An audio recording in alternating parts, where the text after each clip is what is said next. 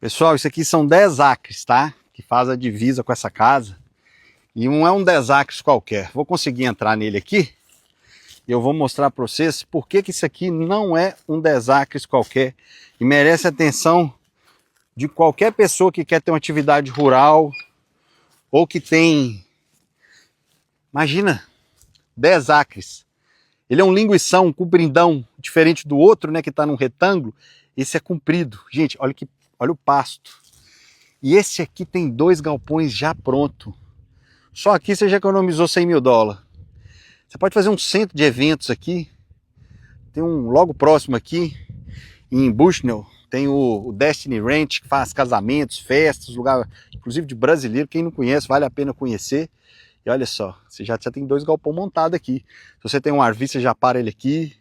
Você pode transformar isso aqui num bar domínio, né? Que é uma casa celeiro.